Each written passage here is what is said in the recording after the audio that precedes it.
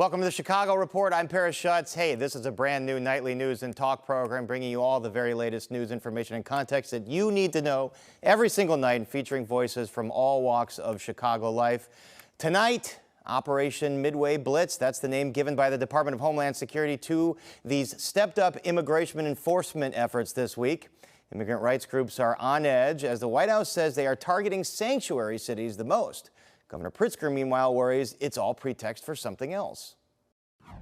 We're frankly standing up and speaking out and ready to take them to court and do everything that we can to protect the people who live here from what Donald Trump is trying to do, which is to disrupt the country, not because he's going after criminals, but because he has a nefarious plan, frankly, to bring military into cities so that ultimately in the 2026 election, people will be normalized to the idea of militarization during the next election so that he can affect the outcome of that election. When ICE goes out to conduct a targeted operation to deport illegal criminals from our community, they are doing so with intelligence. They are doing so with law enforcement sources. They are doing so, in most cases, with the backing of local law enforcement who know exactly where these illegal alien criminals and drug traffickers and drug dealers are hiding in plain sight in American communities. And protest groups have been marching all evening in the Loop, down Michigan Avenue, stepping off in Grant Park and headed toward Trump Tower. And we'll bring you some of the images of those protest groups that have been, there they are right now. Looks to be near the Chicago River there around Michigan Avenue, making their way to Trump Tower. Not far from here, but joining us to weigh in are our all-star panel of Robert Pape, who is the director of the University of Chicago Project on Security and Threats. Mr. Pape recently penned an op-ed in the New York Times called "Chicago Could Be a Powder Keg." We also have Garry McCarthy, Chicago Police Superintendent from 2011 to 2015, currently police chief in suburban Willow Springs, and Ed Yohnka, Director of Communications and Public Policy for the ACLU of Illinois. We got a lot to get to, but Robert Pape, I want to start with you because you wrote that you have studied military occupations all across the world, and what you're seeing right now is very familiar. Can you explain that? Yeah, so Paris, the Trump administration, whether they know it or not, is sending us down a dark road. This is true for Chicago and for other parts of the country. It's not because as soon as federal troops come and land in Chicago, there's going to likely be an immediate explosion of political violence. It's not because the 101st Airborne is about to land at Wrigley Field. It's because the way military occupations by democracies, say Britain and Northern Ireland in August 1969, the way this happens is for good reasons. There's often the reason to de-escalate violence. Here, it's to lower crime in Chicago, to deal with the illegal alien problem in Chicago. The problem is there's usually a honeymoon period where things seem to go well for a few weeks, think DC right now, but over time, these missions get large. And the Chicago mission here, if we're gonna deport the undocumented immigrants from our city, that's 150,000 people from the city of Chicago. If we're going to really lower crime, I used to live in Oak Park, we've got to go into Austin. We've got to disarm, not just simply have a few people walking in downtown Michigan Avenue. So what happens, Paris, when that occurs, when the missions enlarge, is that you infringe on political liberties. Necessarily, it's not because the troops are trying to do that, it's because it's just part and parcel of what's going to occur. But this is kind of like what Governor Pritzker has warned, that it could lead to protests that could get ugly, it could lead to confrontation. But I want to bring you in, Garry McCarthy, because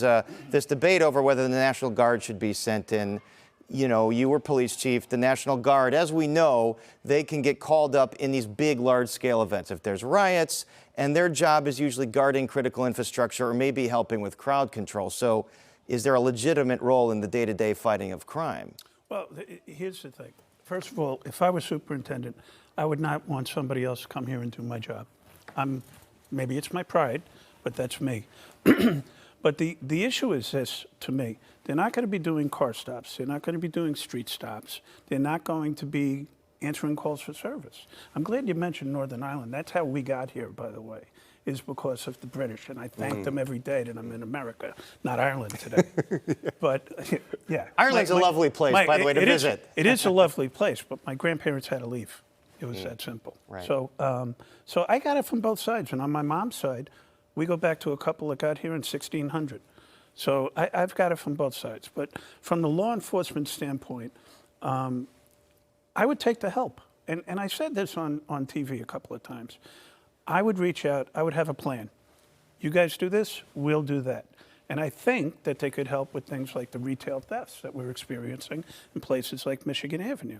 And if you park an armored vehicle in front of a store, I don't think somebody's going to drive a car through the front window and take all the Rolex watches.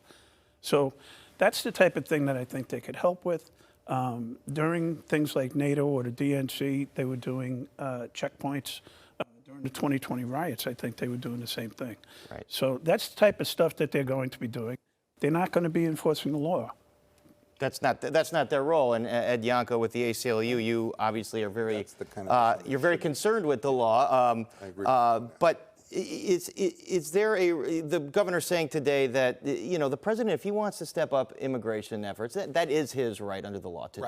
Right. So the National Guard's one thing. He can't really call in the National Guard without the governor. Immigration, as long as it follows the law. So what are you concerned about then? So we're concerned about a number of things, and I think the model to look at is what happened in LA a few weeks ago, because the model here will look much more like LA than it does DC.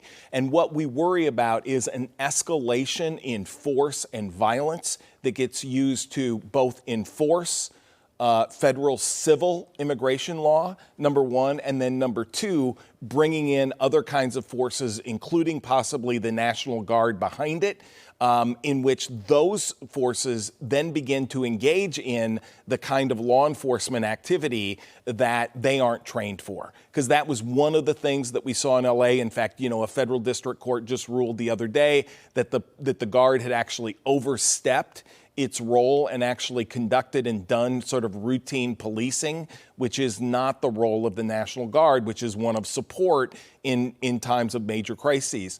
There is nothing in Chicago today that justifies bringing in the National Guard.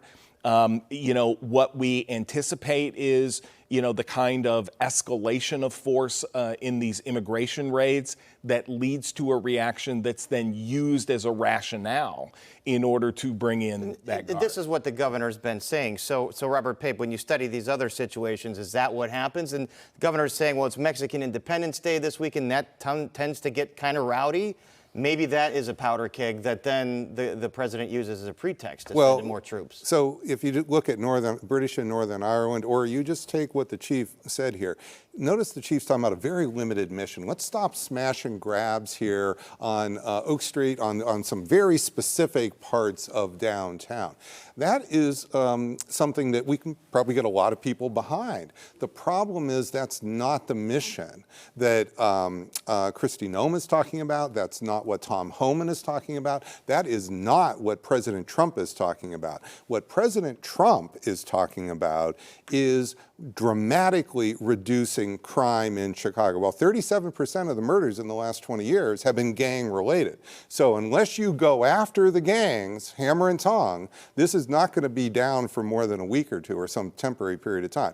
He's talking about immigration. He's talking about not keeping people safe, the illegal immigrants safe. He's talking about physically deporting them. And we just saw in Georgia what that could look like. Well, imagine going to the 400 school. plus people. Well, but imagine where you're going to go to do this. You're going to go to some of the key neighborhoods, Hispanic neighborhoods of Chicago. You're going to do reconnaissance. You're going to do checkpoints around schools, supermarkets. If you're really going to deport even half of the 150,000, this is going to be oppressive military force. Speaking of that, we're looking at that social media post spoofing Apocalypse Now, but saying Chicago's going to find out why it's called the Department of War. I mean, far be it for me to interpret the president's intent here, because I don't think anyone really can, unless you are the president. You don't know what he really means. But it's pretty. I haven't heard what their mission would be.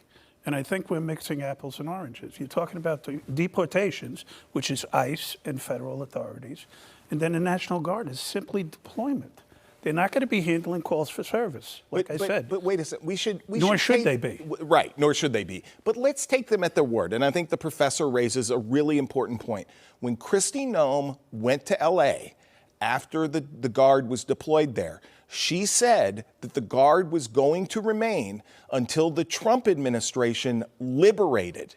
That's the word she used. Exactly. Liberated the people of California and the people of Los Angeles from their political leadership.